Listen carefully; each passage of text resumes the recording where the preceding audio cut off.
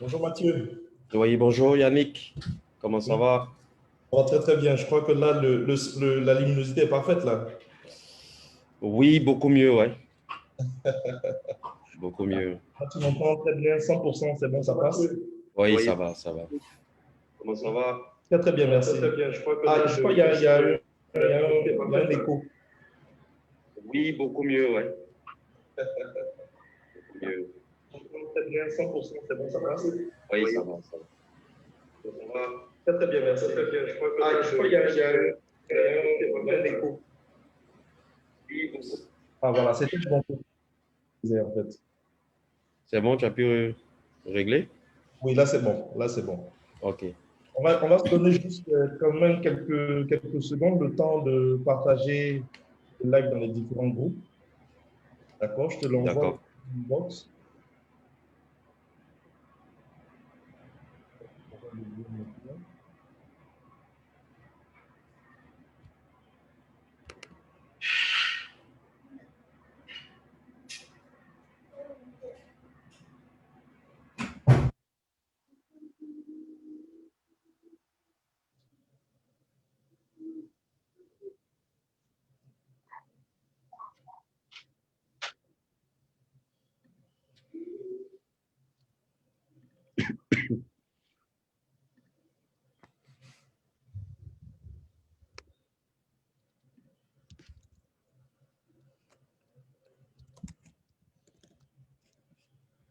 Voilà, je te l'envoie.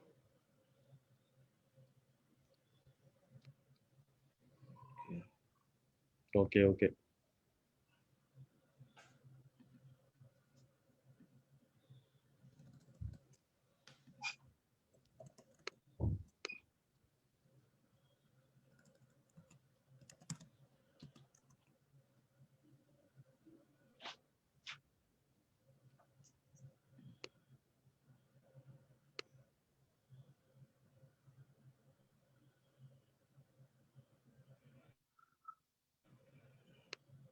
Et voilà. Ok. Je pense que le temps que les autres nous prennent en cours de route, on peut déjà commencer. Voilà.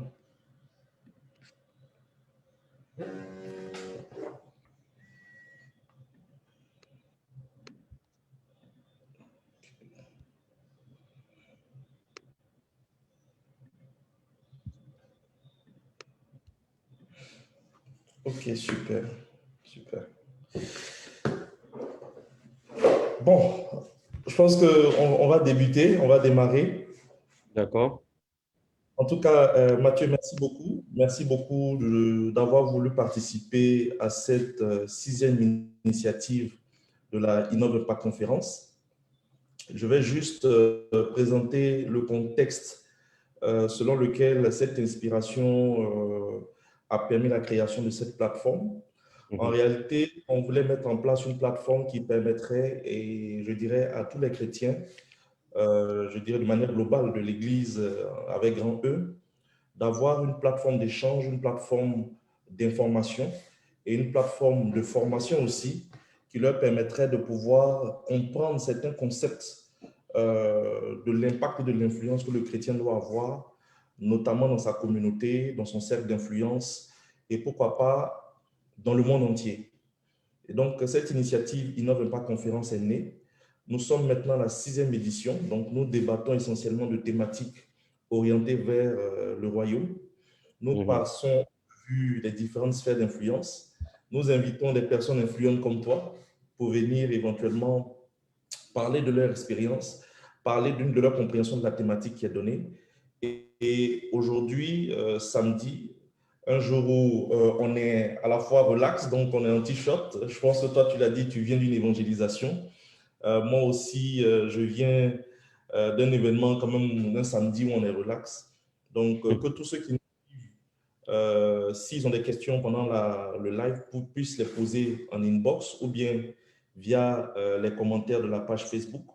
Je demande à tous ceux qui nous suivent de partager le live parce qu'aujourd'hui, nous allons parler d'impacter avec Christ dans les sphères d'influence. Donc, pour rappel, nous sommes en compagnie de M. Mathieu Nkata.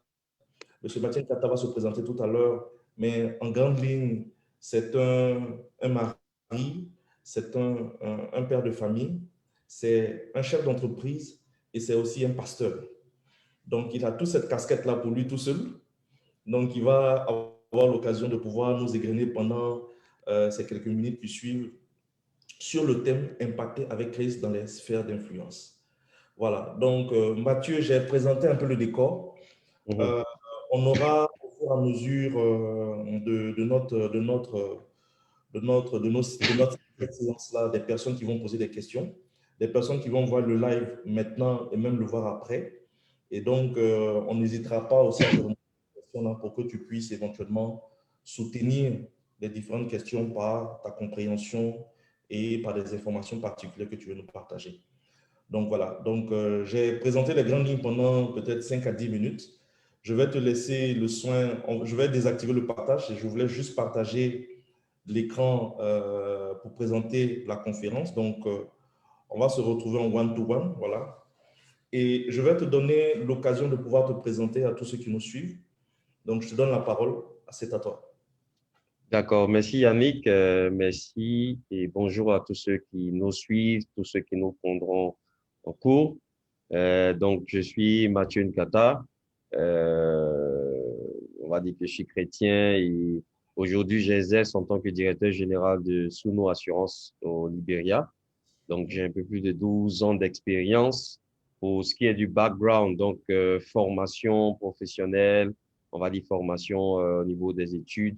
J'ai fait de l'actuariat, donc les sciences actuarielles et la gestion des risques appliqués aux assurances.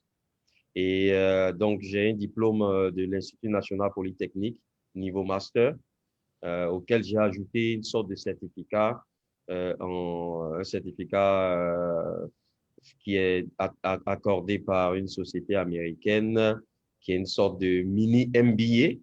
Donc, Mhm. là où on apprend tout ce qui est management et business administration. Et donc, j'ai travaillé sur le plan professionnel en tant que souscripteur dans les assurances. J'ai eu à exercer aussi une fonction de responsable technique. Donc, on charge de toutes les questions techniques au niveau de Suno Assurance Côte d'Ivoire, IARD, qui est en fait les assurances dommages. Quand on parle Mhm. d'assurance dommage, c'est au niveau de l'assurance des véhicules, l'assurance des bâtiments, l'assurance maladie, l'assurance des accidents individuels. Donc, c'est un peu tout cela que l'assureur appelle dans son vocabulaire IARD, donc incendie, Ok. accident et risques divers. Et donc, j'ai été également risk manager de toutes les questions assurance au niveau régional qu'on appelle ça, du concessionnaire Caterpillar, basé en Côte d'Ivoire. Donc, j'avais eu un poste régional pour 3 années. Et après ça, j'ai eu l'opportunité de venir dans le poste actuel auquel je suis, qu'on appelle ça attaché, c'est celui du directeur général, donc représentant le groupe Sunu au niveau du Libéria. Et donc, pour continuer mes études, ce que je fais présentement, je suis en train de prendre une formation qui est 100% en ligne, qui est un Executive MBA, donc c'est un programme MBA pour des cadres d'un certain niveau d'expérience, d'un certain nombre d'années d'expérience, qui est fait en partenariat avec INSEC San Francisco, donc aux États-Unis, avec Paris-Sorbonne et l'Institut d'administration de Paris. Donc, ils appellent ça IAE Paris. Ok. Donc, j'essaie de faire cela pour compléter mes études, pour essayer de me donner un peu plus de poids aussi dans les positions que nous occupons. Donc, généralement, vous allez voir que mon expérience en tant que professionnel s'est faite dans les assurances. Ça n'a pas été vraiment facile, mais avec la grâce du Seigneur, on a pu faire beaucoup de choses et voilà, et on continue. Ce que je Wow. m'aurais dit déjà pour débuter, c'est que le thème, il est vraiment vaste, et impacté avec Christ dans les sphères d'influence. Donc, comment est-ce que je vois le thème? Je vais essayer de parler dans un temps court pour donner plus de chances à ce qu'on puisse échanger, parce Ok. que le thème est assez vaste. Donc, je ne vais pas venir développer la thématique comme une sorte de cours, Mais il faut dire que ce thème-là parle du leadership. Il parle vraiment du leadership. Mais pour que quelqu'un puisse avoir un leadership ou bien exercer un leadership, il faut qu'il soit dans une position qui lui permette d'exercer ce leadership. Donc aujourd'hui, quand on parle d'impacter, pour pouvoir impacter, c'est vraiment le leadership. Et impacter, pour facilement impacter dans un environnement, il faut se retrouver dans cet environnement. Parce qu'en dehors de cet environnement, c'est vraiment difficile d'impacter. Je prends un exemple tout simple. Quelqu'un qui veut venir impacter, par exemple, des orphelins ou des enfants de la rue dans une association, il faut que cette personne-là ait le contact avec ces personnes pour pouvoir facilement avoir une influence. Ou alors, si cette personne n'est pas parmi ces personnes, les autres, les secondes, il faut que cette personne-là, par exemple, les enfants de la rue ou les orphelins là, se reconnaissent en cette personne-là comme quelqu'un qu'il faut suivre. Donc, on revient encore à la notion de leadership. On reviendra encore à la notion de leadership. Et les sphères d'influence, ce sont des sphères où on peut parler, par exemple, quand on parle de définition en termes de sphères d'influence, on peut parler, par exemple, d'un territoire, on peut parler d'une région. Donc, on parle forcément d'un niveau d'autorité, on parle forcément d'un positionnement. Donc, on va revenir encore à la notion du leadership. Et la notion du leadership, c'est une notion qui ramène à l'Église.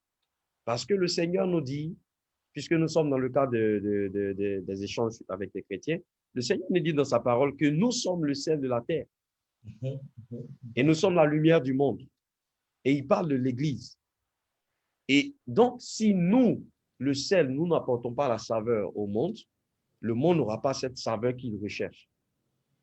Mais aujourd'hui, on se rend compte qu'aujourd'hui, les chrétiens sont en marche et ils oublient qu'ils sont le sel et ils laissent plutôt les non-chrétiens jouer le rôle du sel. C'est-à-dire qu'on se met finalement à suivre ceux qui sont les non-chrétiens. Pourquoi? Parce que ces personnes-là ont compris que par le travail, par certaines valeurs, ils peuvent se positionner comme des leaders, comme des modèles. Aujourd'hui, excuse-moi de le dire, mais aujourd'hui, on se rend compte que tout le monde est un modèle. Quand on prend par exemple le cas de la Côte d'Ivoire, tout le monde est un modèle. Tout le monde. Quelqu'un qui est engagé dans un scandale devient un modèle.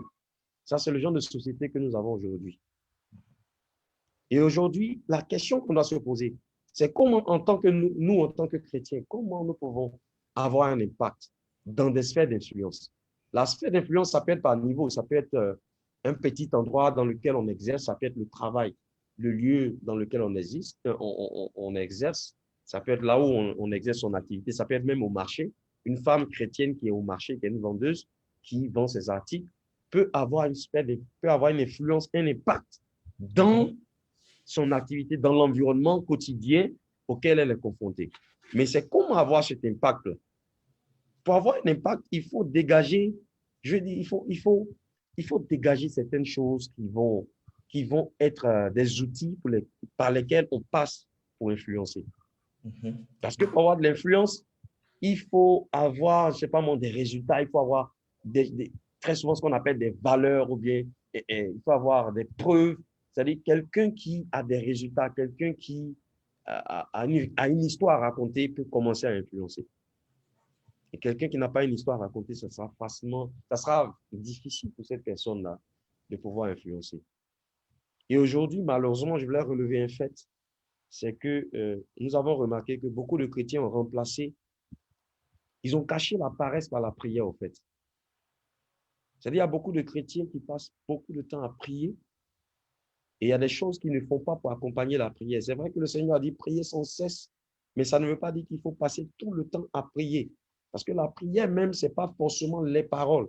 La prière, c'est un esprit. C'est l'esprit de la prière qui nous accompagne dans la prière.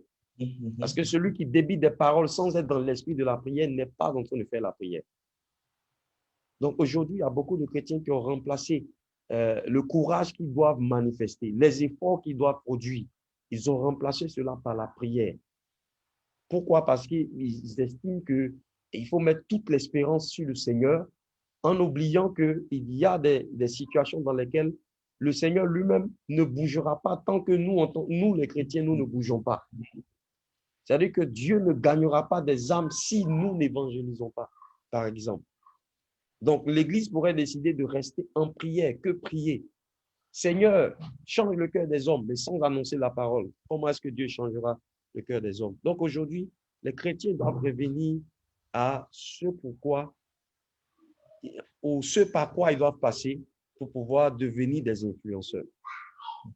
Parce que pour se retrouver même dans certains endroits, dans certaines sphères d'influence, il faut avoir des tickets qui nous permettent d'entrer dans cette sphère d'influence.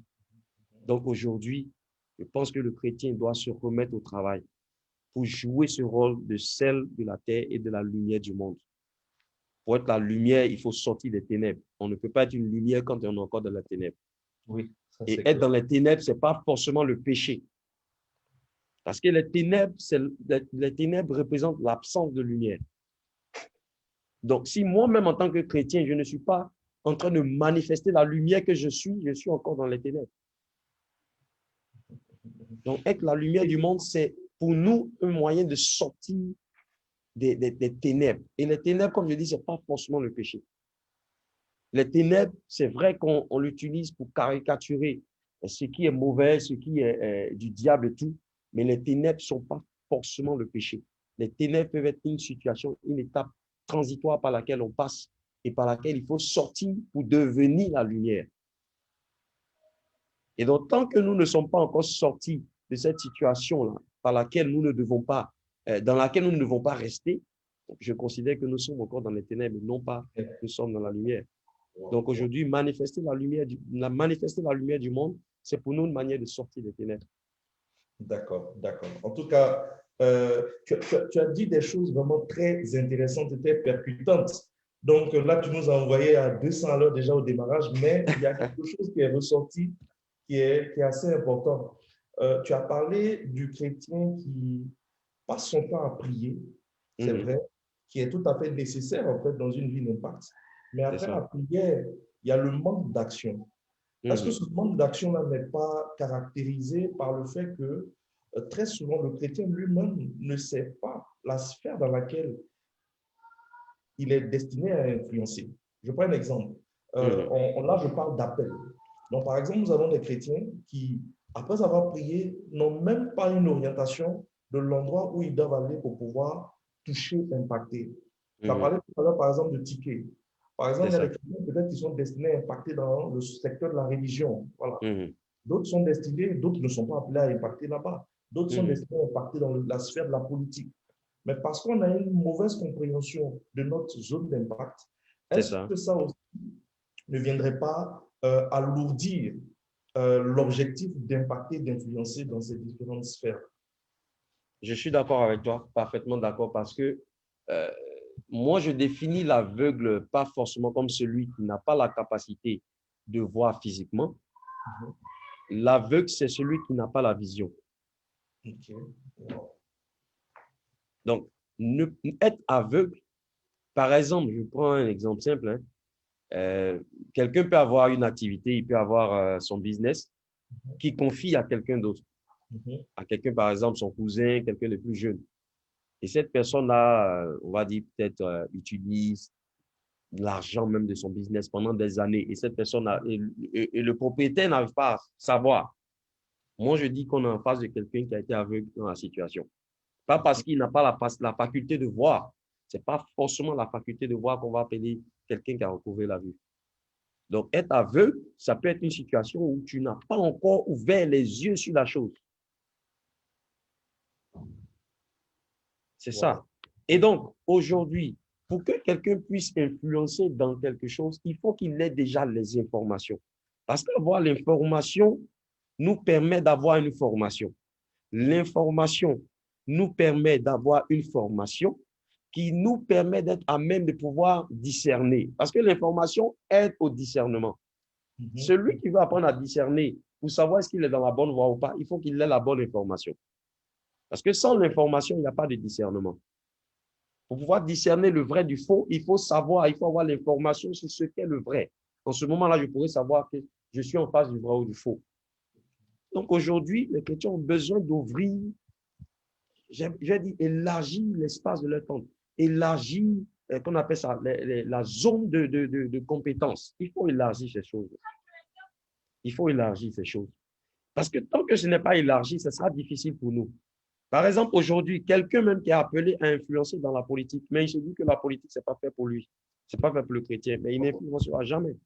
Bon, si la politique n'est pas faite pour le chrétien, on n'a pas dit que tous les chrétiens sont censés aller dans la politique, mais la politique, c'est une des sphères d'influence où les grandes décisions se prennent, où des lois sont prises. Et donc, si nous, en tant que chrétiens, nous nous retrouvons à ces positions-là, je pense qu'on aura notre mot à dire.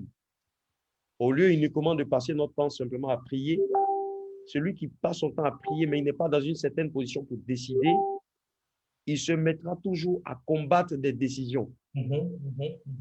Et on va se retrouver dans la situation de Mardochée qui est en train de combattre les décrets qu'Aman a pris. Parce qu'Aman était dans la position de prendre des décrets et non pas Mardochée. Mardochée ne pouvait que combattre les décrets jusqu'au jour où il pourrait se retrouver dans une position où il peut prendre des décrets pour contrecarrer les premiers décrets. Donc aujourd'hui, nous avons besoin des chrétiens à tous les niveaux. Nous avons besoin des chrétiens à tous les niveaux. Mais je pense que les chrétiens ont fait volte-face. Ils sont retournés sur eux-mêmes. Ils sont restés sur eux-mêmes. Il y en a qui se sont transformés en spécialistes de la prière. Il y en a en spécialistes de révélation. Mais ils ne sont pas allés aussi dans ce qu'ils doivent faire pour compléter la prière, pour que nous puissions avoir des chrétiens, par exemple, dans tous les secteurs d'activité. Pour qu'aujourd'hui, on ait des gens qui sont corrects. Parce que si le chrétien vient avec sa mentalité du chrétien, transformé par Christ, il pourra envoyer ce nouveau modèle. On pourra avoir des gens qui sont corrects dans l'administration, des gens qui sont corrects dans telle ou telle chose. Des gens qui pourront refuser des choses parce qu'ils ont décidé de marcher avec Christ. Mais si on a aujourd'hui des non-chrétiens, des gens qui ne sont pas convaincus par Christ, qui sont dans l'administration, on verra tout ce qu'on voit aujourd'hui. Donc, je pense qu'aujourd'hui, on doit s'informer, on doit faire des recherches. Plus on est informé, nos yeux s'ouvrent sur des réalités.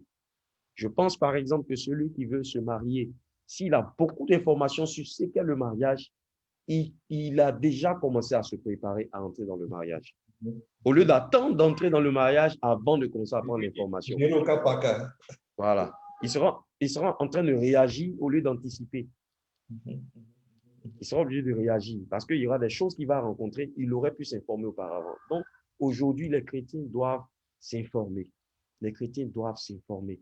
Malheureusement, aujourd'hui, on constate que beaucoup de chrétiens ne sont pas en train de s'informer, ni de se former aussi, parce que si tu ne t'informes pas, au moins il faut te former. Mais ils sont en train de se déformer. Pourquoi? Parce que on passe des années, des mois, il n'y a aucun plan, aucun objectif.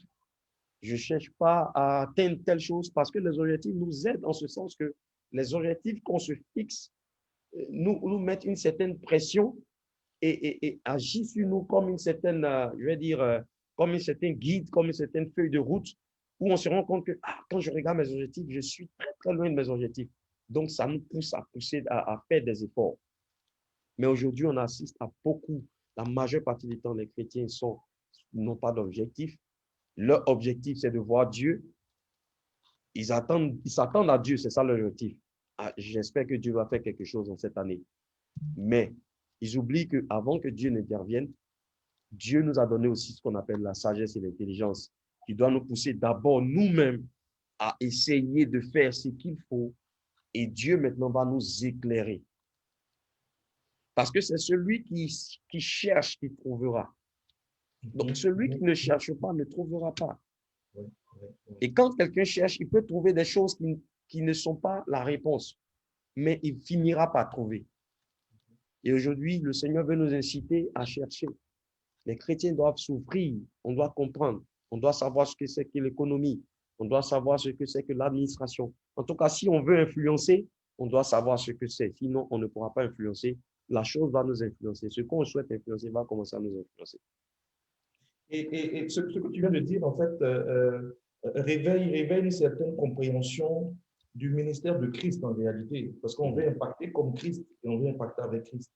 Quand on regarde en fait l'histoire de Jésus, c'était la personne typique qui priait beaucoup la nuit, mais en journée, il démontrait la puissance Mais C'est quand ça. il était aussi face aux pharisiens, il était face dans les synagogues avec les autres, il avait un niveau intellectuel Mhm. vraiment qui les challengeait aussi. C'est ça. Donc, nous devons être ce genre de chrétiens là, qui arrivons à être transversal à la fois sur l'aspect spirituel, sur Mhm. l'aspect puissance et démonstration de cette puissance de Dieu, mais sur Mhm. l'aspect aussi intellectuel. Parce que ce Dieu-là qui est celui qui nous a créés est aussi celui qui nous donne la sagesse. Et quand Amen. on regarde encore, en allant plus loin, on dit mon peuple périt par manque de connaissances. Mhm. C'est là qu'on nous dit que la connaissance, en fait, est l'une des clés pour ne pas périr.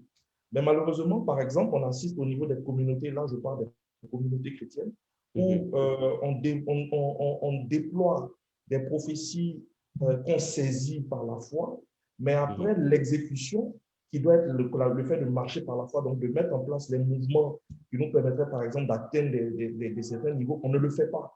On se dit que Mhm. Dieu descendra pour venir le faire. Et malheureusement, c'est dommage, c'est dommage. Et donc, Non, c'est clair. en même temps, je viens sur cette question-là. Mhm. Euh, je parlais tout à l'heure d'appel. Malheureusement, certains chrétiens ne savent pas l'appel auquel ils ont été destinés.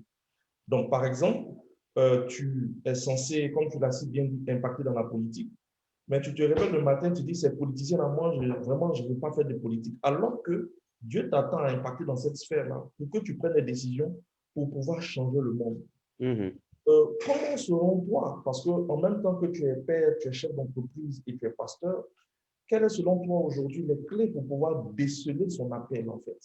Parce que Mhm. je sais que l'appel doit aller dans une certaine compréhension de la vision du monde que Dieu a de notre monde, par exemple. Mhm. Donc, Mhm. comment déceler cet appel-là Mhm. pour ceux qui nous suivent, pour que s'ils ne l'ont pas déjà fait, puissent le faire à partir d'aujourd'hui? Amen. Merci encore, Yannick. Merci pour cette très belle question. Je pense que c'est une question qui fatigue beaucoup tous ceux qui sont chrétiens, parce qu'après, on se demande, est-ce que je suis fait pour ça? Qu'est-ce que je dois faire dans la vie? Je pense déjà que celui qui a la réponse parfaite pour cette question, c'est Dieu. Et pour trouver la réponse à ce à quoi on a appelé, il faut déjà commencer à prier pour ça. Et celui qui ne commence pas à prier pour essayer de savoir par Dieu quel est son appel, ça sera difficile pour lui de trouver son appel. Donc, la prière nous aide à pouvoir à recevoir la réponse de Dieu. Maintenant, comment Dieu répondra? Lui, il est souverain à ce niveau-là. Il peut utiliser des hommes pour vous répondre parce qu'il parle tantôt d'une manière, tantôt d'une autre. Donc, il peut utiliser celui qui met devant vous comme votre père spirituel pour vous révéler votre appel. Il peut même utiliser quelqu'un d'autre pour vous dire des choses. Mais ce qui est très intéressant dans l'appel, le jour où vous commencez à faire ce à quoi vous êtes appelé, vous ne vous fatiguez pas à le faire. Et Wow, vous sentez dans votre âme comme si il y avait une voix qui vous, c'était comme s'il y a quelque chose qui vous destinait à faire cela depuis longtemps. Vous sentez comme si, vous sentez, et c'est des choses qui se vivent mais qui ne peuvent pas s'expliquer. Vous sentez que vous êtes fait pour faire cette chose. Vous sentez ça. C'est comme moi, quand je suis en train de prêcher, je sens que c'est vrai, je travaille, c'est vrai. Mais quand je commence à prêcher l'évangile, je sens que je suis né pour faire ces choses. Je le sens. Pas parce que je veux montrer quelque chose à quelqu'un, mais je sens au-dedans de moi-même une satisfaction que je n'arrive pas à expliquer, qui est différente de ce que je fais quand je fais un travail ou même quand je trouve une solution dans le cadre professionnel. Je ressens cette sorte de satisfaction. Ça, c'est le ressentiment qu'on aura quand on se retrouve à faire ce qu'on fait.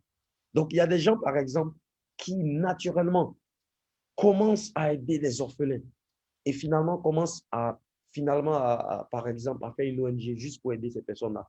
Et vous allez poser ces questions à ces dames, à ces hommes qui trouvent le bonheur. Vous allez voir que certainement, très souvent, ils ne reçoivent pas de l'argent en faisant cela, mais ils sentent au-dedans d'eux-mêmes que leur âme est attachée à cela. Ça, c'est la manifestation pour reconnaître lorsque vous serez en train de faire cette chose. Mais ça commence par la prière. Parce que notre Dieu est celui qui a la clé de la destinée. Il est celui qui définit la destinée avant même que vous ne naissiez. Il définit votre destinée. Donc ça commence par la prière. Il faut vraiment prier. Et lorsque Dieu voit notre sincérité dans la prière, il répondra certainement, il répondra. Peut-être quelqu'un me dira, j'ai prié, mais je n'ai pas reçu la réponse. Moi, je dirais, tu as reçu la réponse, mais tu ne t'es pas focalisé sur la réponse. Peut-être qu'en priant, tu avais une réponse qui était dans ton cœur et c'est cette réponse-là que tu attends. Si tu pries dans cette disposition, ce sera difficile. C'est comme aujourd'hui dans le mariage, beaucoup de jeunes ou beaucoup de personnes, c'est-à-dire qu'il a déjà commencé à aimer la sœur et il commence à avoir des songes. Où il voit la sœur en robe de mariage, il dit, le Seigneur vient de me parler. Mais tu avais déjà commencé à aimer la personne. Donc, c'est normal que tu vois la personne dans tes rêves. Donc, quand tu pries avec cette disposition-là, souvent les gens prient et ils veulent entendre Dieu leur confirmer une réponse. Voilà. Et quand c'est comme ça, je dis, vous avez fait fausse route. Si vous voulez que Dieu vous révèle quelque chose, ça sera différent de ce que Dieu vous confirme quelque chose que vous avez déjà choisi. Vous allez entendre autre chose. Et il faut laisser Dieu vous répondre et non pas Dieu confirmer votre réponse que vous attendez. Quand c'est comme ça, c'est une disposition qui ne vous permet pas de recevoir et vous allez perdre du temps, vous allez tourner en rond pour recevoir ce que Dieu veut vous donner. Et dans la prière, vous allez voir que si Dieu a mis un père spirituel au devant de vous, il mettra la réponse. Et ce jour-là, ils vous confirmeront maintenant ce qui viendra dans votre cœur. Et quand on vous confirme ça, vous recevez une certaine satisfaction. Mais si vous priez avec déjà une réponse que vous souhaitez entendre, et lorsque vous n'entendez pas cette réponse, vous dites que Dieu ne vous a pas parlé. Et vous voyez, les gens perdent le temps comme ça et ça fait qu'on ne se retrouve pas. Sinon, Dieu nous a donné à chacun d'entre nous quelque chose qui est en notre cœur. Et lorsque nous commençons à faire cette chose, il y a une grande satisfaction qui vient. Une très, très grande. Et vous sentez que votre âme se réjouit. Vous sentez un sentiment d'accomplissement. Et c'est ça qui montre que Dieu est en train de vous répondre et Dieu est en train de vous révéler ce qui est caché dans votre cœur. Il a dit, invoque-moi au jour de la détresse. La détresse, ce n'est pas simplement lorsque tu es en danger. La détresse, ça peut être aussi lorsque tu n'as pas la réponse. Tu peux être dans la détresse. Et il a dit, je te révélerai, je te répondrai et je te montrerai les choses cachées. La destinée peut être cachée et Dieu peut la montrer lorsque nous prions le Seigneur. Dieu peut montrer cette destinée qui est cachée en nous et que nous voulons voir ressortir, apparaître à l'extérieur. Et donc, je pense que voilà un peu pour moi ce que je peux dire. Le reste, notre Dieu, c'est le maître des temps et des circonstances et il sait comment il conduit les choses pour chacun d'entre nous. Prions le Seigneur, c'est très, très important. Prions le Seigneur, cherchons Dieu. Si on est focalisé, Dieu voit notre détermination, Dieu répondra à ce sujet. C'est comme ça qu'il travaille. Merci beaucoup. Merci beaucoup, Mathieu. Je vais juste préciser à ceux qui nous suivent maintenant et ceux qui nous suivront plus tard que nous sommes avec M. Mathieu Nkata, chef d'entreprise sur une filiale de Sounou au Libéria. Il est aussi époux et père de famille. Il est surtout aussi pasteur. Donc, il a plusieurs, je dirais, cordes à son arc. Mais en même temps, il est un modèle qui permet de manifester, je vais dire, à la fois une bonne, je vais dire, synthèse du monde professionnel et du côté spirituel, donc ecclésiastique. Mathieu, j'ai une question maintenant. Tout à l'heure, tu parlais de leadership. Aujourd'hui, on a beaucoup de concepts de leadership qui sont nés et qui, dans le monde aujourd'hui, qui développent ce qu'on appelle même du coaching. Donc, on a des leaders en coaching, il y a des concepts de leadership qui sont nés, il y a de grandes théories de leadership qui existent. Mais dans le fond, quand on regarde, on se rend compte que ces concepts-là tirent leur essence de la Bible, mais se manifestent sans pour autant dire que ça vient de la Bible. Est-ce qu'aujourd'hui, notre leadership ne doit pas, je parle maintenant du chrétien, ne doit pas plus s'affirmer dans ces différentes sphères-là, de montrer par exemple que dans le domaine par exemple lequel tu travailles, l'assurance, que toi, tes principes de leadership, tu les tires de la Bible. Est-ce qu'aujourd'hui, ce ne serait pas une manière aussi d'évangéliser parce que on n'arrive malheureusement pas à assumer nos valeurs chrétiennes quand on est dehors. Petite parenthèse, quand on faisait cette initiative Innov Impact, on cherchait des personnes qui étaient capables de pouvoir manifester ou bien démontrer leur valeur de Christ dans leur sphère d'influence, donc notamment dans leur travail, et on n'en trouvait pas. On s'est posé la question pourquoi? Parce qu'en réalité, il y avait une fausse modestie que le chrétien a. Non, je suis dans mon coin, je me cache, alors que forcément, c'est parce que Dieu veut. Mhm. Donc, nous appelons en tant que leader, est-ce que ce ne serait pas revenir et manifester les valeurs de Christ? Parce que quand on revient même à la jeunesse, Dieu nous a dit dominer, multiplier, féconder. Il nous a donné une ligne, un dashboard clair. Mhm. Est-ce que tu penses aujourd'hui, par exemple, de notre leadership chrétien qui ne se manifeste pas assez et on laisse les autres principes de leadership prendre le dessus sur nous? Mhm. OK, merci encore pour cet éclairage-là, parce que, pour ne pas dire éclaircissement, le leadership tient toutes ses leçons à partir de la Bible. Les grandes valeurs qui sont enseignées dans le leadership se retrouvent dans la Bible. Vous prenez quelqu'un comme Moïse qui arrive à se faire suivre par des millions de personnes. Si on n'a pas un leadership, c'est pas, ça sera difficile. Et le leadership dit quoi? Le leader, c'est quelqu'un que les gens suivent. Bon, moi, je suis esclave. Avec mes parents, je suis resté pendant 430 ans en Égypte. Donc, toute ma vie, c'est en Égypte. Surtout les générations qui sont venues après, pas celles qui se sont retrouvées esclaves au tout début. Celles qui ont grandi en tant qu'esclaves. Pour eux, c'était ça le modèle de vie.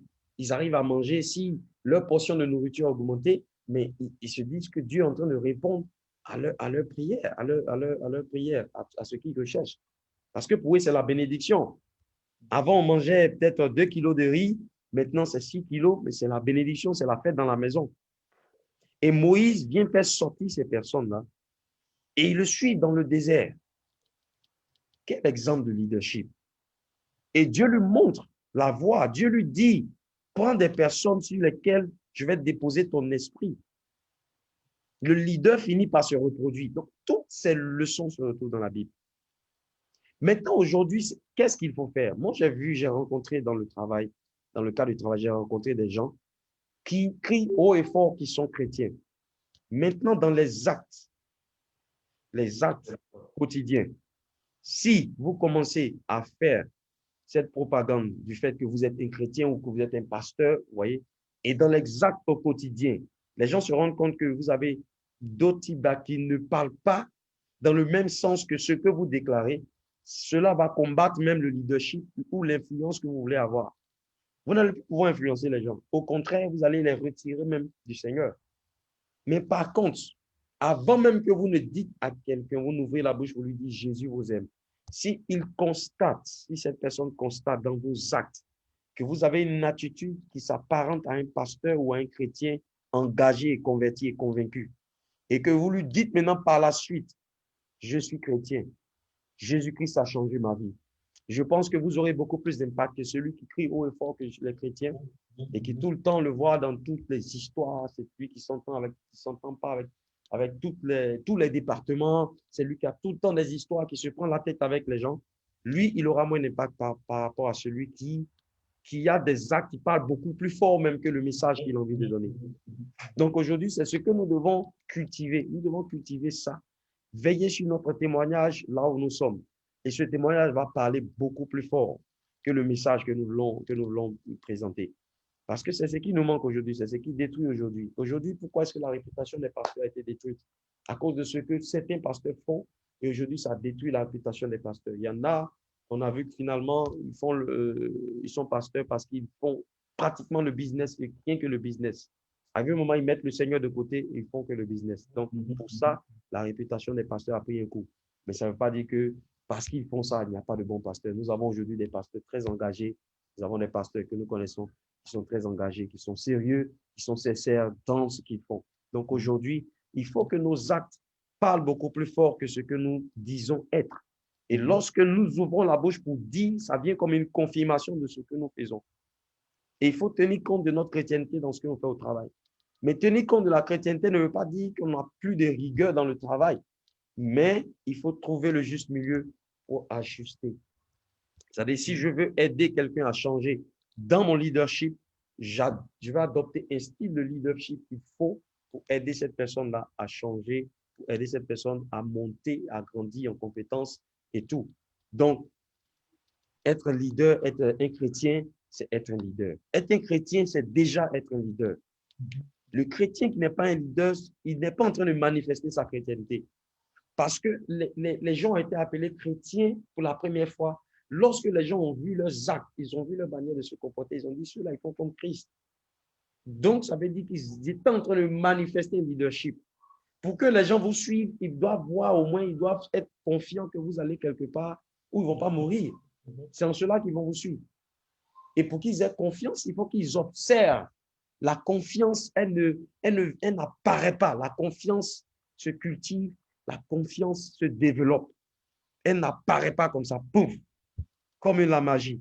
La confiance se développe. Donc, les gens vont vous observer, ils vont être confiants dans votre manière de faire et ils vont commencer à vous suivre. C'est en cela que je dis qu'un chrétien, c'est déjà un leader. Le chrétien, c'est un leader. Le chrétien, c'est déjà un leader. Il doit montrer la voie parce qu'il est le sel de la terre, il est la lumière du monde. Donc, ça, c'est déjà une position de leader. Nous devons jouer ce rôle-là. Ne fuyons pas nos responsabilités. Jouons ce rôle-là. Ce n'est pas une chose facile à jouer, à faire, mais c'est possible et cela va demander qu'on puisse faire des choses. Ça va demander des sacrifices. Un investissement personnel, des sacrifices. Oui. Forcément, forcément. Aujourd'hui, nous devons trouver dans l'Église des gens qui sont des spécialistes de la communication parce que Jésus lui-même était un spécialiste de la communication.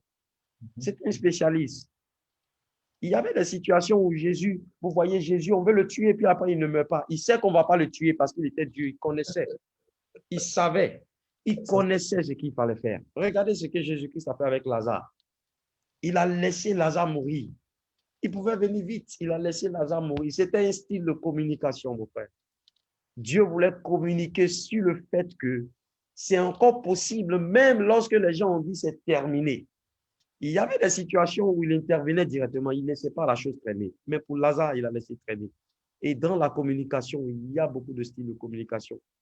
Il y a parfois des gens aujourd'hui qui font la communication où on dit le buzz sur l'Internet. C'est des styles de communication. Mais ça, Jésus connaissait cela il y a longtemps. Jésus connaissait son heure, l'heure à laquelle on allait le tuer. Donc, il y a des situations là. Il savait que s'il va là-bas, ils vont essayer de le tuer, mais ils ne vont pas le tuer. Tout ça, c'est la communication. Donc, mon frère, on doit avoir des spécialistes de la communication dans l'Église, des spécialistes, je ne sais pas moi, de l'alimentation dans l'Église. Nous devons avoir tout cela. Nous devons avoir cela. On ne peut pas seulement avoir des spécialistes qui chassent les démons, qui tuent les sorciers. On doit avoir ceux-là, mais on doit avoir également ceux qui sont dans la vie active, ceux-là qui parlent et les gens disent, celui-là, c'est un exemple. Nous avons besoin de ces exemples-là. Le Seigneur a besoin que nous soyons ces exemples. C'est fort en fait, dans le sens où je te parle et en même temps, il y a pas mal de choses qui sont en train de venir. Finalement, je me demande, est-ce qu'on ne va pas continuer jusqu'à ce qu'on soit fatigué. Mais il y a quelque chose d'important. Comme tu l'as dit, on a sûrement, je le dis ainsi, on a sûrement dans les communautés des spécialistes, sûrement. Mais ces spécialistes-là ne s'affichent pas. C'est ça. Un, d'abord. Soit deux, ils sont dans les sphères, ils ne manifestent pas leur valeur chrétienne. Ou bien même, je veux dire, bon, par exemple, disons, on n'arrive pas à comprendre pourquoi ils réagissent comme ça. Mais ça permet en même temps de dire aussi, est-ce que ces spécialistes-là qui sont dans cette communauté-là n'ont pas honte de leur valeur? Parce que c'est une question aussi qu'on se pose.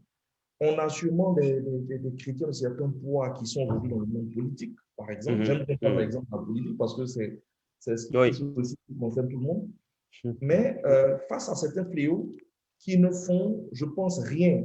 C'est vrai qu'on est pris, on intercède beaucoup, on met cette responsabilité-là sur les hommes de Dieu. Ils n'ont qu'à prier pour que les problèmes de la nation ne se manifestent pas. Mais où sont ces chrétiens-là qui ont ces valeurs, qui sont chrétiens en tant que tels, qui sont par exemple dans ces sphères et qui laissent les choses perdurer? Peut-être qu'elles agissent, on ne sait pas. Mais est-ce que c'est parce qu'ils n'ont pas vraiment honte de ces valeurs-là? Parce que des spécialistes, je pense qu'on en a. Sauf si vraiment, je veux dire... Mais en même temps, ça permet de voir que l'Église n'a aucun poids en tant que telle. L'Église n'a aucun poids dans la prise de décision. L'Église n'a aucun poids dans certains milieux. Et ça rend vraiment les choses un peu difficiles. Donc, en fait, c'est pour juste synthétiser peut-être ce que tu as dit, pour arriver au fait qu'on doit se former, on doit s'informer, on doit démontrer, on doit manifester, comprendre notre appel. Donc, voilà un peu les quelques valeurs qui sont que le chrétien doit manifester. Je suis d'accord. Je pense que souvent, c'est aussi la société. Tu vois, la manière dont la société s'en va aujourd'hui, ça fait que souvent les gens ont peur de s'afficher. Mais pourquoi ne pas s'afficher si on est convaincu de quelque chose? Oui. On n'a pas dit de faire beaucoup de boucans, non, c'est pas ça. Mais quand il y a des situations où on doit donner sa position, tu donnes la position. C'est pas le fait d'être extrémiste, mais c'est de donner une position claire. C'est de donner son opinion sur la base de ses valeurs. Parce que c'est là aussi où les gens pourront vous reconnaître. Et je pense que les gens devraient éviter d'avoir peur de donner les valeurs parce que de se présenter ainsi. Parce que souvent, on aura besoin de quelqu'un en qui on a confiance. Et quand on vous remarque, on sait que vous avez ces valeurs-là, on viendra avec vous. Vous dit, bon, on a besoin d'un homme de confiance et nous croyons que vous êtes l'homme de confiance pour cette situation. Donc aujourd'hui, les chrétiens doivent s'afficher. Aujourd'hui, les mystiques s'affichent. Ils n'ont plus peur. Donc les chrétiens doivent s'afficher. Pour moi, je veux dire, ce n'est pas être extrémiste, mais s'afficher, c'est vraiment dire, moi, c'est ce que je suis. Et si c'est ce que vous êtes, il n'y a pas de honte à s'afficher. Seulement, il faut savoir que dans le milieu professionnel, on ne vient pas dans le milieu professionnel parce qu'on est chrétien, mais on vient en tant que chrétien dans le milieu professionnel.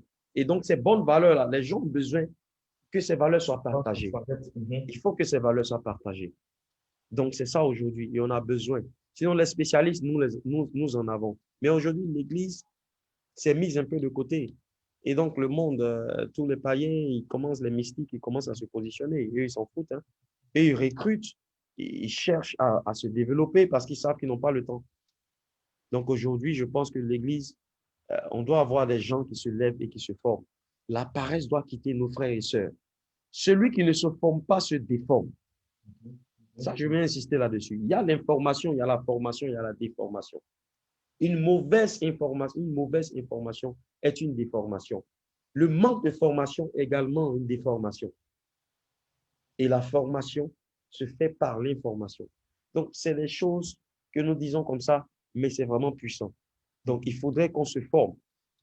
Le chrétien qui s'est formé en 2020 doit se dire, qu'est-ce que je fais en 2021 pour soit augmenter mes capacités de 2020 pour aller de l'avant, ou alors, qu'est-ce que je fais pour pouvoir me donner, je ne sais pas moi, une pluridisciplinarité, donc peut être pluridisciplinaire, donc pour avoir d'autres types de compétences. Il faut que nous puissions augmenter nos capacités, nos compétences par les efforts que nous faisons et Dieu pourra nous positionner dans des endroits où nous pourrons exercer l'influence. Parce que l'influence, elle s'exerce. Il faut exercer l'influence pour pouvoir influencer. Si tu n'exerces pas ton leadership, ton influence, tu ne pourras pas influencer.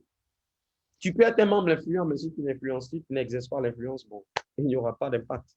Donc aujourd'hui, pour pouvoir avoir de l'impact, et nous devons avoir de l'impact, il faut que nous puissions nous former, il faut que nous puissions avoir des chrétiens qui prennent les positions que les païens ont l'habitude de prendre, et nous pourrons impacter ces personnes-là. Je pense que lorsqu'on est dans certaines positions et qu'on dit à quelqu'un qu'on est chrétien et qu'il vous observe et qu'il voit votre niveau de vie, il voit votre façon de vivre, il n'y a pas de… Cette personne va forcément vous suivre. Parce que cette personne va se dire, ah, on peut être chrétien et puis atteindre ce niveau-là. Ah, je pensais que les chrétiens, c'était des ratés. On peut atteindre un chrétien, peut être chrétien et faire ça? Oui, ok, d'accord. Donc, je vais beaucoup plus m'engager. Et aujourd'hui, Dieu a besoin qu'on soit à des positions élevées, des positions de grandeur, afin que nous ne puissions pas seulement parler en langue, mais que nous puissions démontrer que Dieu peut nous positionner et le démontrer dans notre quotidien, dans notre témoignage. C'est très, très important. Tout à l'heure, je suis allé faire l'évangélisation dans les rues, comme d'habitude. Et là, il y a une femme qui s'est approchée. Et le Seigneur m'a mis à cœur que cette femme, il m'a montré l'image comme cette femme qui pleurait durant l'année 2020. Et je lui ai dit, Madame, le Seigneur me montre que vous avez beaucoup pleuré en 2020, mais Dieu veut essuyer vos larmes en 2021.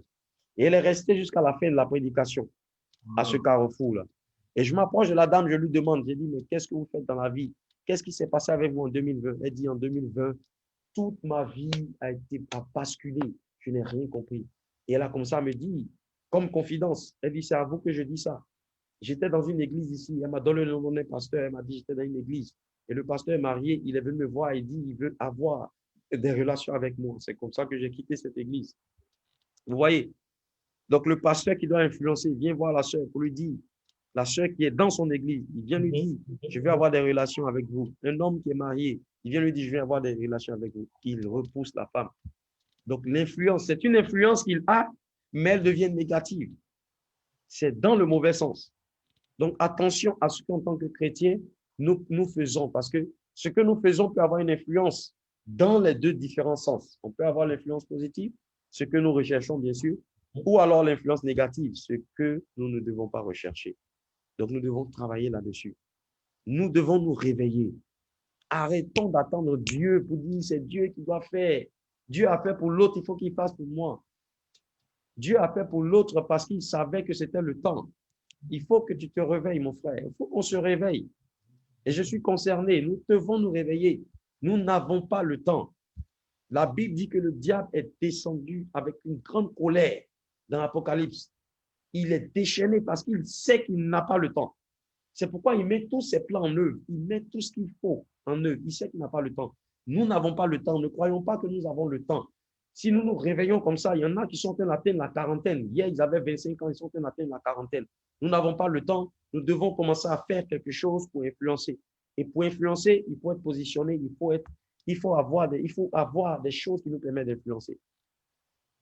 Une femme qui va au marché, même si elle est en train de vendre des poissons fumés, elle peut influencer ses collègues. Ça dépendra. Si elle est celle, par exemple, qui, lorsqu'il y a des conflits, lorsqu'il y a des choses, elle rassemble. Elle arrive à rassembler. Elle arrive à calmer les ardeurs. Elle arrive à encourager. Elle arrive à motiver les autres. Vous allez voir qu'elle va facilement les influencer. Le Dieu leur dira, écoutez, moi j'ai trouvé Jésus-Christ. C'est lui qui a changé ma vie. Il y aura forcément des personnes là-dedans qui vont dire, moi, je veux te suivre. Je veux découvrir ce Jésus que tu as découvert. Celui qui a changé ta vie, ce témoignage que tu nous racontes, je veux le découvrir.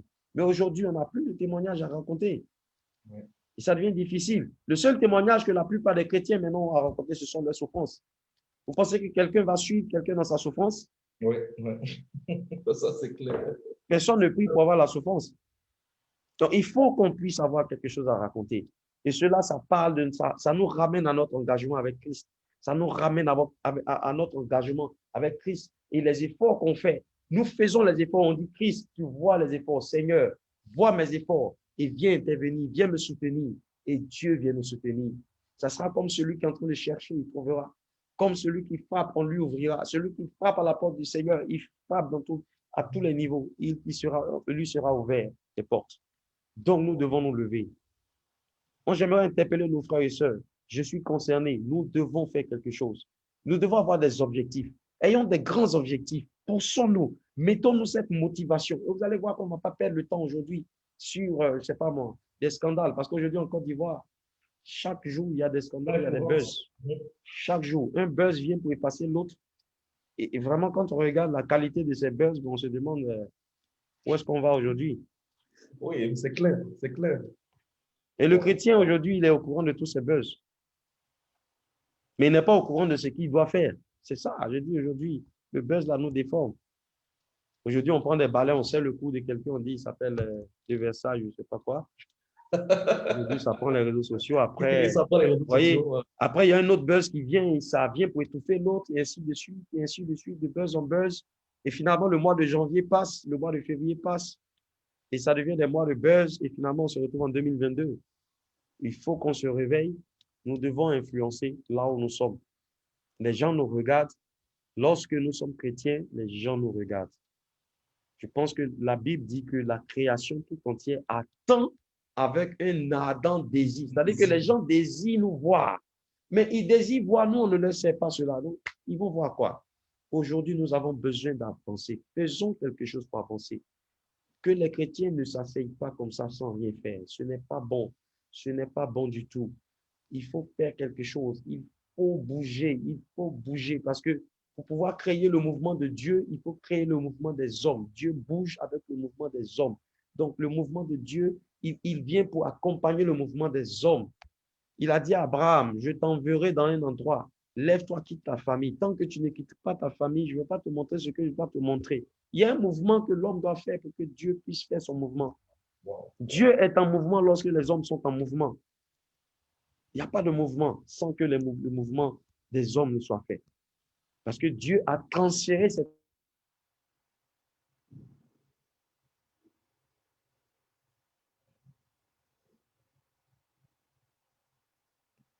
Allô, Mathieu, on t'a perdu quelques secondes.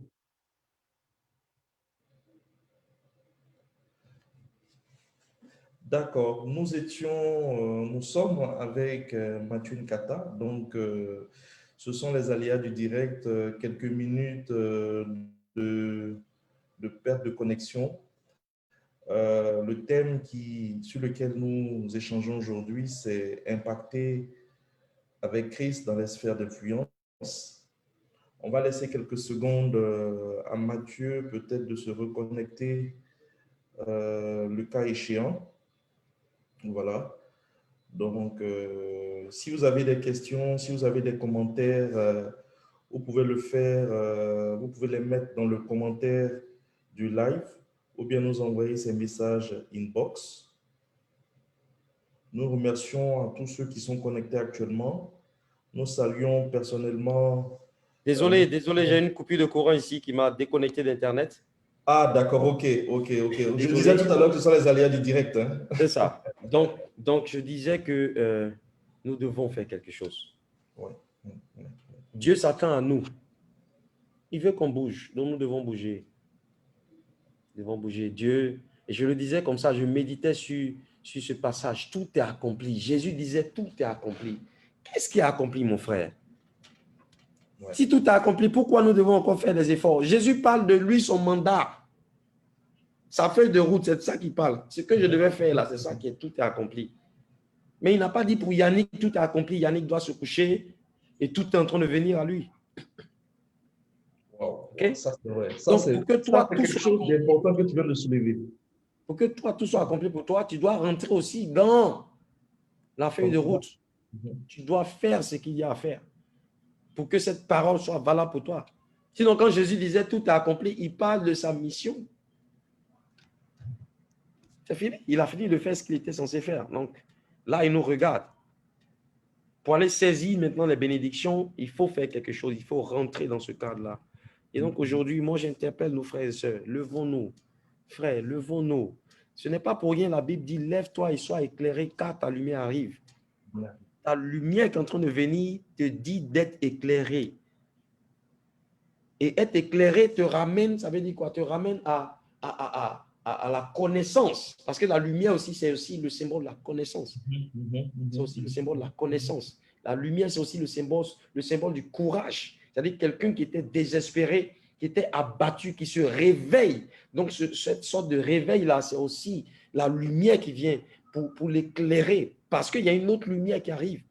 L'autre lumière, la seconde lumière qui arrive, c'est Christ. C'est la gloire de Dieu qui arrive. Elle est différente de la première lumière qui doit t'éclairer.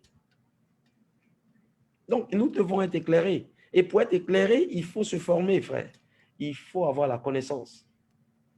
Beaucoup de nous, les chrétiens, sont censés être des grands milliardaires, des entrepreneurs, mais ils sont encore assis, ils n'ont jamais entrepris quelque chose.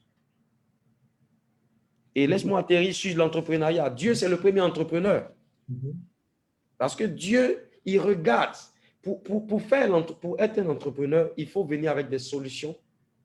OK? Et ce sont ces solutions-là qu'on vend, qui nous permettent de pouvoir avoir un business model qui est rentable, qui tient la route. OK? La Bible dit dans Genèse 1 que Dieu, au commencement, Dieu a commencé, l'Esprit de Dieu se mouvait au-dessus des eaux. Et la terre était informe et vide. Et Dieu a constaté qu'il y avait ce vide-là. Et il avait les ténèbres qui régnaient. Donc, il a vu dans son esprit qu'il doit atteindre maintenant une seconde étape, c'est de créer la lumière. Donc, il dit que la lumière soit. Donc, c'est un visionnaire.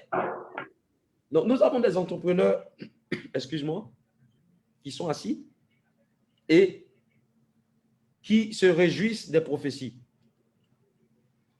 La prophétie vient pour annoncer, mais la prophétie n'est pas la manifestation.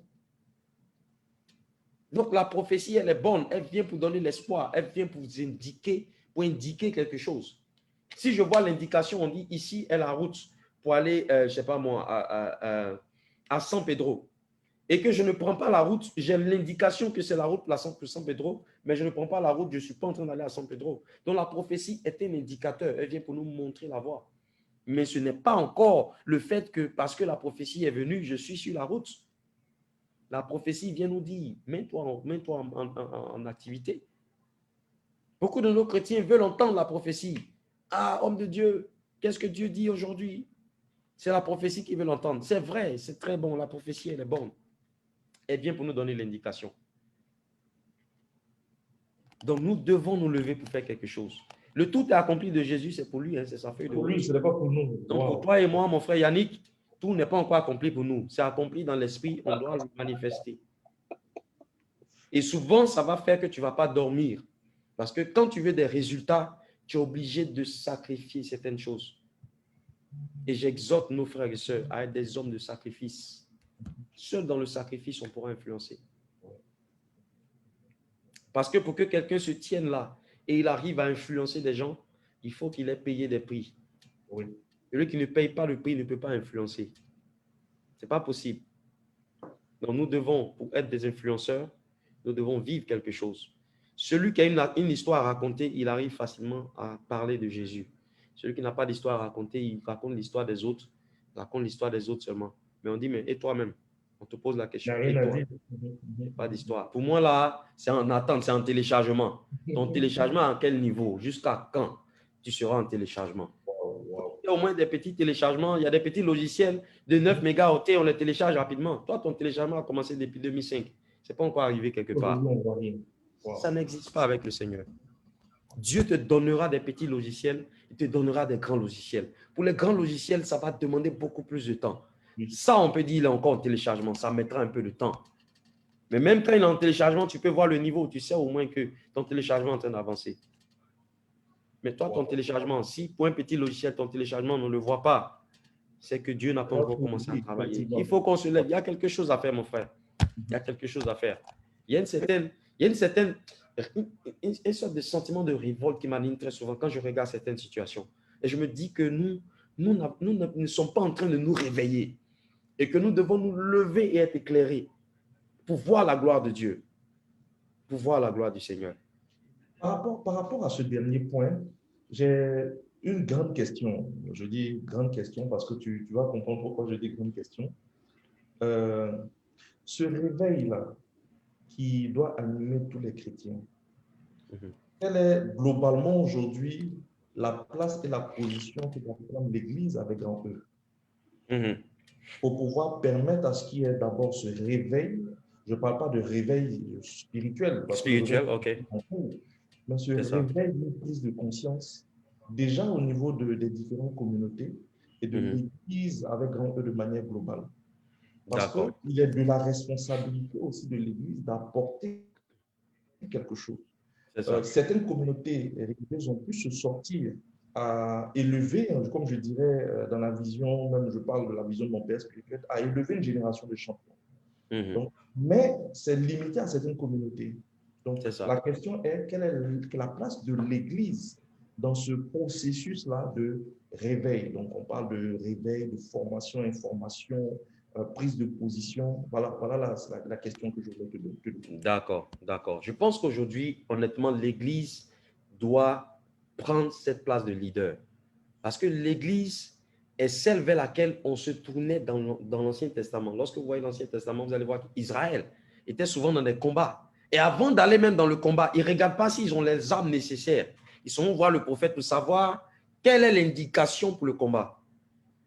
Ils ne demandent pas est-ce qu'on doit augmenter les munitions, mais ils vont d'abord chez le prophète avant de venir vérifier maintenant les munitions et autres. On va vers l'Église d'abord. Mais si l'Église vers qui on va dit « moi, je ne suis plus compétente », mais les gens ne vont plus aller vers l'Église. L'Église doit revenir à cela, revenir à ce rôle premier. Donc, l'Église doit commencer à s'organiser. L'Église doit former des gens. Regardez, je vais prendre l'exemple de ce pays qu'on appelle la Chine. La Chine était beaucoup en retard. Qu'est-ce que la Chine a fait? La Chine a commencé à se former. Ils ont commencé à envoyer leurs enfants se former dans tout. Et après, qu'est-ce qu'ils ont fait? Ils ont commencé à créer cet effet de, je ne sais pas moi, je veux dire, un effet économique dans lequel on se retrouvait finalement à trouver la main-d'œuvre moins chère en Chine. C'était une stratégie pour les Chinois. Les Chinois ont utilisé cette stratégie. Tout le monde venait finalement en Chine. Les gens ont commencé à externaliser, à produire beaucoup de choses. Ils ont commencé à externaliser et à produire beaucoup la plus grande partie de leur production en Chine. Donc, ça permet maintenant à la Chine de maîtriser la technologie. Plus je maîtrise la technologie, je peux maintenant, et comme je l'ai dit, j'ai failli dire improve, améliorer la technologie que je maîtrise. Tant que je n'ai pas maîtrisé quelque chose, je ne peux pas l'améliorer. Et finalement, qu'est-ce que la Chine devient aujourd'hui? La Chine devient une puissance économique. Donc, c'est une phase. Cela doit se planifier. L'Église doit se dire aujourd'hui, OK, voici le découpage des secteurs d'activité dans lesquels nous voulons influencer. Comment nous pouvons influencer? Il faut préparer cela. Ça ne sera pas en parlant en langue. Hein? Ça ne sera pas en parlant en langue. Parler en langue, ça sera des mystères. Donc, si moi je parle en langue, je parle des mystères que même mon épouse ne comprend pas. Je suis en train de parler des mystères à mon esprit. Donc, ce n'est pas ça. Ça, c'est pour autre chose. Dieu a donné le parler en langue pour régler d'autres problèmes. Mais pour ça, l'Église doit planifier cela. Donc, elle regarde les secteurs d'activité, on regarde, OK, comment nous nous organisons pour former nos enfants, pour former nos jeunes, pour que nos jeunes puissent comprendre ces secteurs d'activité. Donc, nous aurons des gens qui maîtrisent et finalement, maintenant, quand ils maîtrisent, ils commencent maintenant à faire des recommandations. OK? Aujourd'hui, quand on étudie tout ce qui est théorie des organisations des entreprises, on se rend compte qu'il y a des entreprises où on a des gens qui sont des professionnels qualifiés, mais ils ne sont pas les décideurs. Eux, ils sont les professionnels qualifiés, ils font les études qu'il faut et ils recommandent. Et il y a les décideurs maintenant qui regardent les pour et les contre, les contours de la décision à prendre et ils prennent la décision. Donc, il faut qu'on ait des gens qui soient formés dans les différents secteurs pour qu'on puisse investir ces secteurs. Sinon, ça ne marchera pas. OK? Aujourd'hui, quand on est en Côte d'Ivoire, on se rend compte qu'aujourd'hui, il y a des secteurs qui ont été pris par certaines nationalités, qui ont été pris par certains groupes. Et c'est même difficile. Il y a des barrières à l'entrée. Quand je parle de barrières à l'entrée, pour ceux qui nous suivent, les barrières à l'entrée, c'est par exemple, comme dans le domaine du business, c'est par exemple des réglementations qui font que c'est difficile pour une nouvelle entreprise de s'installer. C'est ça qu'on appelle les barrières à l'entrée. Donc, aujourd'hui, on a des barrières à l'entrée qui souvent ne relèvent pas du domaine du logique. Ça relève juste du domaine des gens utilisent leur force pour mettre des barrières à l'entrée. Il y a des secteurs d'activité où même les Ivoiriens aujourd'hui ne peuvent pas rentrer. Il y a des barrières à l'entrée. Il y a des barrières à l'entrée implicites et il y a des barrières à l'entrée explicites.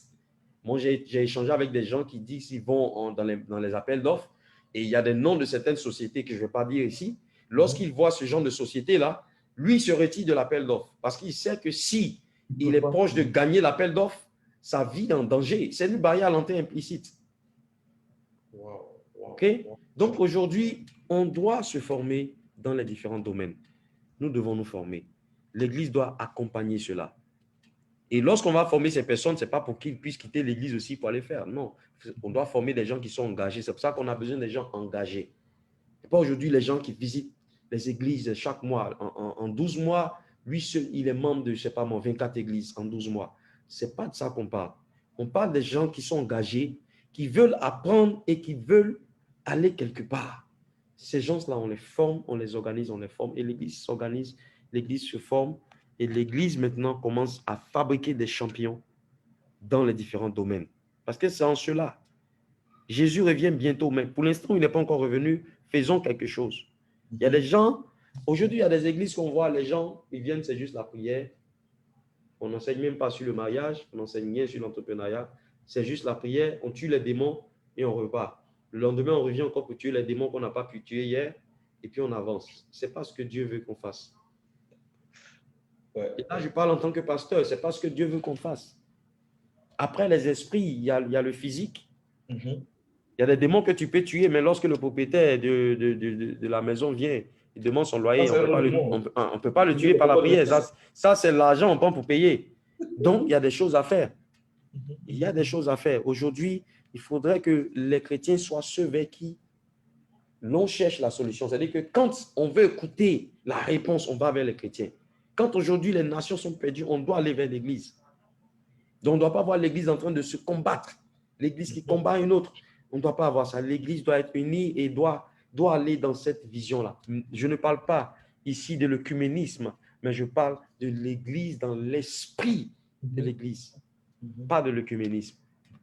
Okay? Donc, il faudrait qu'on ait cela. C'est ça que Dieu veut qu'on puisse établir, pour qu'on puisse aller de l'avant.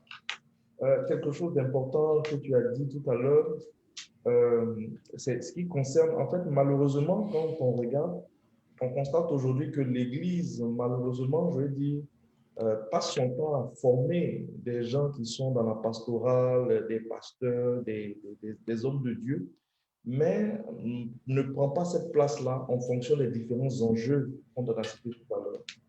Et c'est un message, je dirais, c'est un cri de cœur qui est lancé à l'attention de tous ceux qui nous suivent. Il faudrait qu'aujourd'hui, on puisse élever une génération de champions. Des champions dans tous les secteurs d'activité. L'Église même pourrait être, j'aime bien ce mécanisme-là de l'ancien président, le premier président de la Côte d'Ivoire, qui mettait à disposition des bourses d'études pour des étudiants ivoiriens et qui partaient faire des études à l'international, qui revenaient. Et c'est ces personnes-là aujourd'hui qui ont des rangs de ministres, voilà, et leurs enfants, ils inculquent tout ça à leurs enfants. Donc, avoir même des églises qui financent des formations pour leurs cadres, des églises qui ont des écoles de formation avec des partenariats internationaux, pourquoi pas. Voilà, c'est ce genre de choses-là aujourd'hui qu'on a lancé que nous devons avoir. On est en train de tendre légèrement vers la fin de notre session. C'est vrai qu'on a fait pratiquement 1 heure, mais il y a tellement de choses à dire que je ne te cache pas. Je pense qu'on va peut-être organiser une autre session beaucoup plus grande avec éventuellement d'autres participants. Avec plaisir. Le dernier mot que je voudrais, sur lequel tu puisses nous édifier. Toi, aujourd'hui, tu es chef d'entreprise, tu es pasteur. On voit qu'il est possible de combiner les deux, à la fois l'œuvre du Seigneur et l'œuvre d'impact dans le domaine professionnel. Quel conseil tu pourrais donner aujourd'hui à quelqu'un qui veut être comme toi, qui veut faire ce que tu fais, qui veut à la fois ne pas être seulement qu'un simple pasteur, ou bien veut être aussi dans le domaine des affaires? Quel conseil tu pourrais donner à ces personnes-là? Ok. Merci encore Yannick. Par la grâce du Seigneur, je veux dire que je suis arrivé ici au Libéria en 2018. Déjà, comment est-ce que je suis arrivé ici en 2018? L'entreprise qui était ici était une entreprise en crise. Il y a eu ce qu'on appelle staff redundancy, donc réduction de personnel. Ils ont réduit le personnel de plus de 50%. L'entreprise était à une perte, les dépenses étaient à près de 120 ou 130% de qu'on appelle ça des recettes. Wow. L'entreprise était vraiment en crise.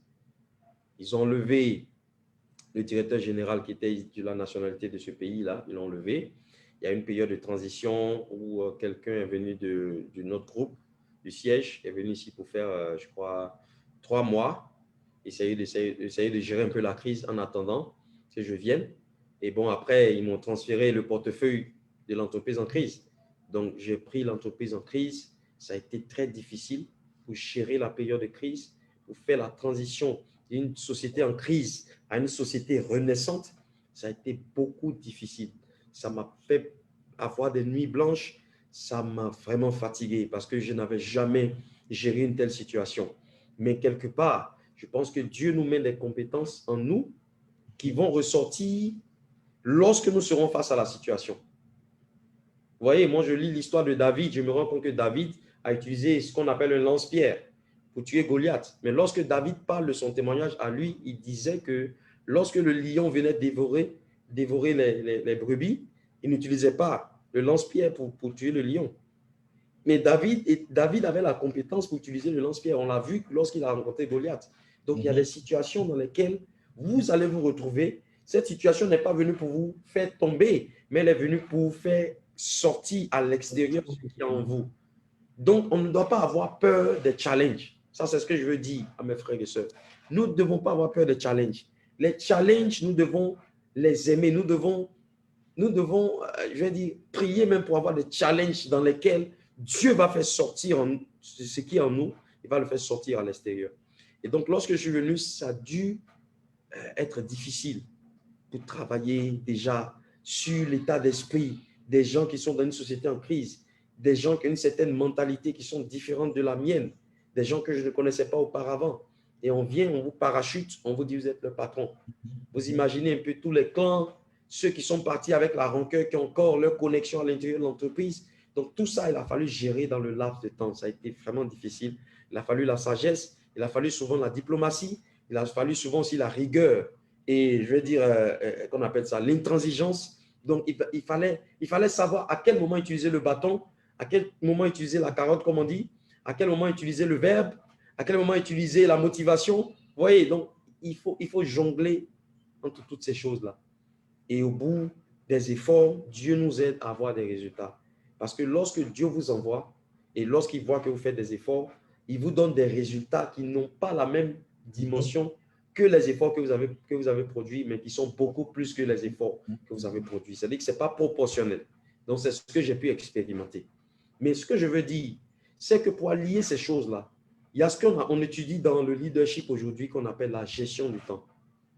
La gestion du temps, c'est un facteur que nous devons vraiment, sur lequel nous devons vraiment travailler.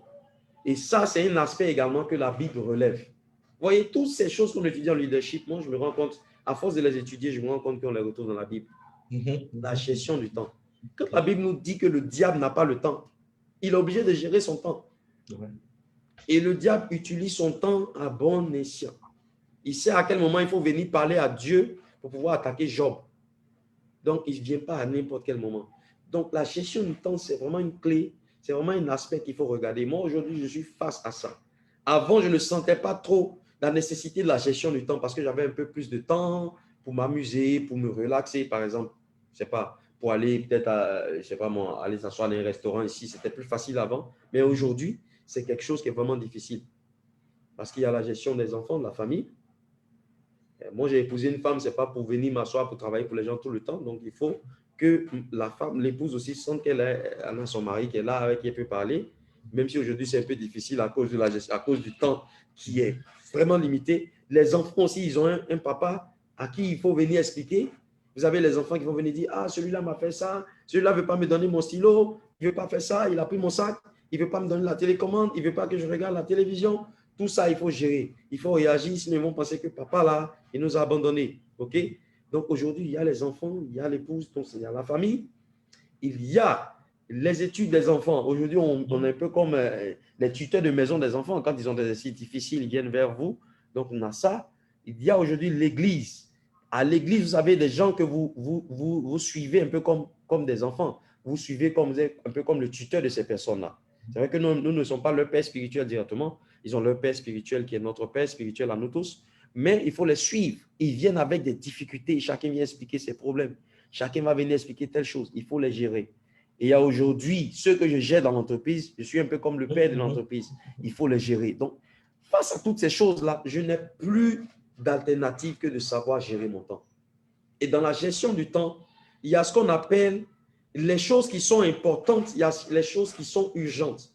Donc, si tu veux, avec ta permission, je vais juste essayer de projeter ça. Il faut que tu me donnes l'autorisation de projeter. Voilà, il faut que tu me donnes l'accès. Donc, il y a ce qui est important, il y a ce qui est urgent.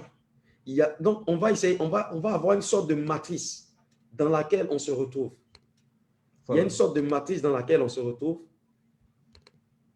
Je ne sais pas, est-ce que tu m'as donné l'autorisation maintenant? Oui, tu es animateur là. D'accord. All right.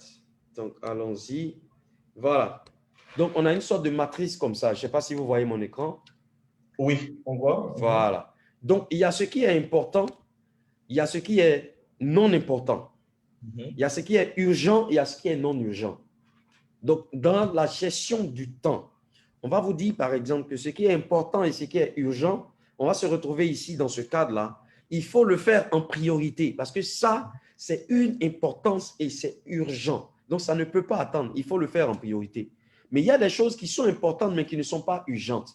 Donc, il faut fixer soi-même dans un autre délai. C'est-à-dire, il faut peut-être le reporter à le faire peut-être l'après-midi ou le soir ou demain, ou il faut déléguer cette chose-là à quelqu'un d'autre en qui vous avez confiance, vous savez qu'il peut le faire cela.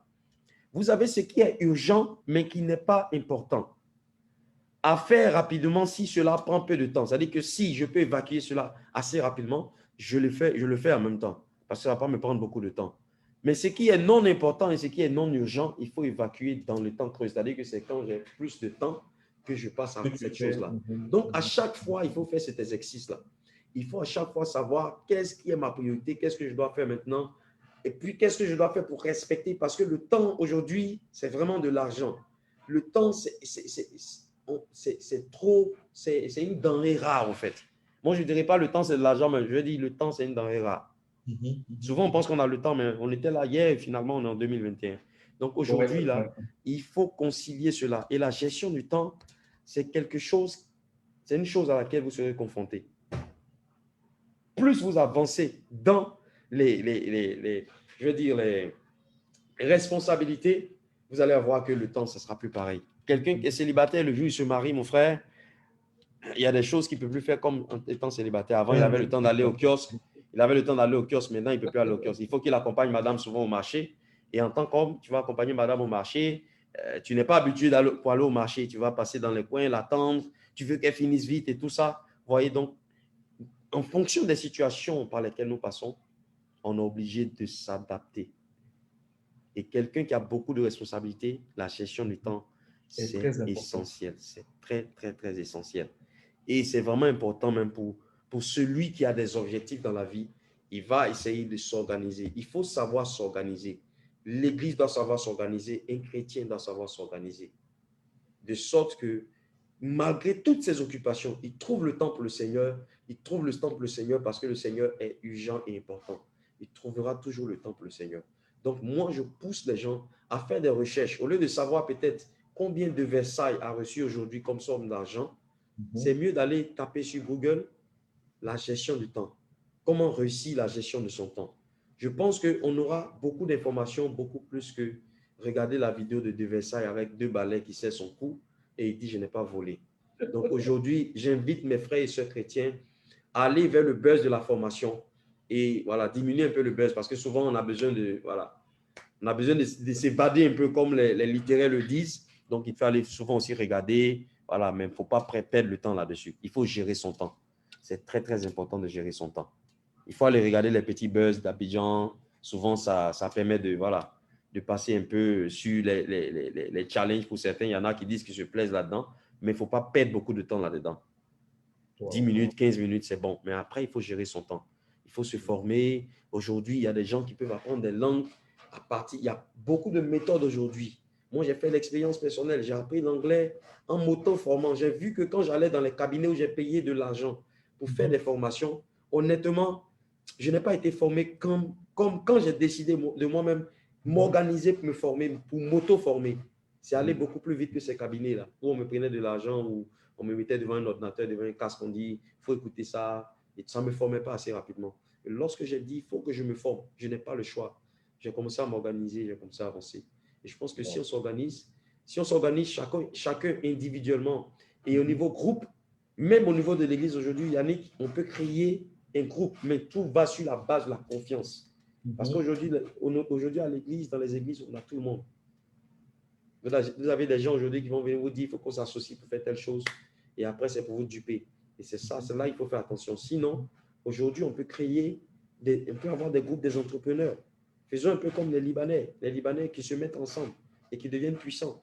Voyez un peu les gens, là, ils sont les Mauritaniens, ils viennent, on dit Diallo, ils sont ensemble. Quelqu'un les a financés et puis après, finalement, on finance quelqu'un d'autre. C'est des choses qu'on peut faire. Aujourd'hui, on a plein de systèmes de financement qui peuvent permettre aux chrétiens de créer des entreprises. On a des compétences. Mon frère Yannick a des compétences. Donc, il y a beaucoup de choses qu'on peut faire aujourd'hui. C'est vrai qu'on a besoin d'argent, mais si on se met ensemble, on devient plus fort. Mais il faut qu'on sache comment ça fonctionne. Il faut qu'on gère, il faut qu'on s'asseye pour discuter. Tant qu'on ne s'assoit pas pour échanger, les idées ne viendront pas. Les idées peuvent rester, elles peuvent se promener dans notre esprit. Tant qu'elles ne sont pas écrites quelque part, tant qu'on ne passe pas à la seconde étape qui est la matérialisation des idées, on n'aura pas ces idées-là. Ça sera que des idées et on dira qu'il y a beaucoup qui vont dans les cimetières avec des grandes idées. Il y a des gens qui avaient des idées que Ali Baba a commencé, mais finalement Ali Baba est venu, ils ont voilà, lui l'a concrétisé. Toi, tu vas dire, ah, c'était mon idée, mais tu ne l'as pas concrétisé, mon frère. Tu es resté dans le virtuel. Tu es resté en esprit. Tu n'es pas descendu tu n'es pas descendu en vérité. C'est pour ça que les vrais adorateurs adoreront le Seigneur en esprit, en vérité. En esprit, en vérité. Alors, il ne faut pas seulement adorer en esprit. Dieu, il connaît, il sait. Il connaît la clé. Il dit, adoreront en esprit et en vérité. Il ne faut pas seulement faire en esprit. Descendons en vérité. Ne restons pas dans les idées. Il y a des gens qui avaient des idées depuis 2019. Il n'y a pas eu de concrétisation. Il n'a même pas commencé à écrire son business plan, son business model, rien. Mais mon frère, tu vas commencer quand? Ça fait 2 ans. Il faut que tu commences. Il faut que tu repartes à ce que tu as écrit. Il faut que tu repartes. Il faut que tu médites. Il faut que tu cogites, comme on dit. Cogito ergo sum. Il faut que tu médites. Il faut que tu réfléchisses. Il faut que tu penses à ce que tu dois faire aujourd'hui. On n'a pas le temps. Nous devons nous lever. Nous devons faire quelque chose. Et c'est ainsi qu'on va commencer à influencer. Vous allez voir des chrétiens qui ont des histoires à raconter, des succès. Mon frère, si on commence à voir que 75% des gens qui réussissent, des champions de la Côte d'Ivoire, ce sont des chrétiens. Mais les gens vont vouloir être chrétiens aussi. Oui. Mais quand on voit le chrétien, il est tout le temps dans la souffrance. C'est lui, il explique les paroles qu'il fait à sa femme. C'est lui, il explique telle chose. Mon frère, il n'a pas envie de devenir comme toi. Il préfère rester dans mon, comme on dit, dans mon, comme cela, comme on dit à Abidjan, dans ma situation actuelle. Parce que si c'est pour devenir chrétien pour raconter les souffrances comme ça, je ne vais pas te suivre, mon frère. Surtout que Jésus, on ne le voit pas. Qui va aller suivre quelqu'un dans sa souffrance? Donc aujourd'hui, nous devons bosser, nous devons nous lever, mon frère. On n'a pas le choix.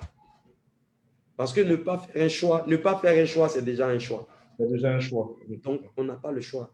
Choisissons de bosser, levons-nous, gestion du temps, leadership, apprenons les notions, les grandes valeurs, les notions qu'il faut. Je sais pas, mais il faudrait qu'on puisse s'organiser. Et c'est très bien ce que tu es en train de faire. Je profite de l'occasion en même temps, puisqu'on est pratiquement à la fin, pour t'encourager sur ce que tu fais. C'est très bien parce qu'il faudrait qu'on parle. Il y a des choses, quand on parle, ça réveille l'esprit des hommes, ça réveille l'esprit de quelqu'un. Et quelqu'un se disait, attention, j'avais pensé à ça, mais je ne savais pas. Je n'avais pas vu comme ça. Et c'est vraiment très bon. Et ce sont des initiatives à encourager. Et ce que tu as commencé comme ça a commencé petit, mais ça va devenir quelque chose de grand. Pourquoi? Parce que ça commence forcément petit. Rien ne commence grand. Ce qui commence grand, c'est la magie, mon frère. Et nous ne sommes pas des magiciens. Nous sommes des disciples du Seigneur et nous devons grandir. C'est pourquoi Dieu utilise le terme croissance. Pour croître, il faut commencer. Je dis à quelqu'un maintenant là, qui m'entend et qui me suit et qui va regarder cette vidéo après, il faut que tu commences pour que ça croître, pour que cela puisse croître. Il faut que tu commences. Si tu ne commences pas, pour qu'il y ait la croissance, il faut qu'il y ait la naissance. Donc, ce n'est pas la naissance. Après la naissance vient la croissance. D'abord, il y a la gestation pour donner naissance pour envoyer la naissance, pardon. Et après la naissance, il y a la croissance pour arriver à la maturité. Donc, aujourd'hui, là, mon frère, il faudrait que tu commences. Si ton projet n'était pas en gestation, il faut qu'il soit en gestation. Il faut qu'il soit dans le ventre de la femme pour qu'après 9 mois, on dit il y a une naissance. Même si c'est une naissance prématurée, c'est une naissance, mon frère. Il faut qu'il y ait naissance et il y aura croissance. Et après croissance, il y aura la maturité. Donc, j'invite tous nos frères et sœurs à aller faire quelque chose. Même si c'est petit, ça va croître. Faisons quelque chose. Faisons quelque chose. Ne restons pas comme ça. 2021, c'est une année où on n'a pas le temps. On n'a pas le temps. Aujourd'hui, pour voyager, on est face à COVID-19. Je ne sais pas qu'est-ce que ces gens nous réservent, mais aujourd'hui, c'est difficile. Mais malgré ça, on ne va pas s'asseoir. Il faut qu'on se lève. Il faut qu'on se lève. Il faut qu'on fasse quelque chose. Donc, j'aimerais encourager chacun d'entre nous. Lorsqu'on va faire quelque chose, lorsque tu auras une histoire, tu pourras influencer quelqu'un facilement. Voilà. Sinon, ton influence sera négative. Et donc, voilà ce que je voulais dire. Merci encore pour cette opportunité. Que Dieu te bénisse, que Dieu bénisse Innov Impact Conférence. Et voilà, qu'on ait des sujets beaucoup plus intéressants, des sujets dans lesquels on va arriver à se connecter et qui vont donner naissance à de vrais projets, de véritables projets qui vont engendrer effectivement cet esprit de créativité, cet esprit d'innovation, cet esprit d'impact. C'est ce que nous voulons voir parmi les chrétiens. Les chrétiens sont censés impacter et non pas se laisser impacter. Dieu nous bénisse. Merci beaucoup, Mathieu.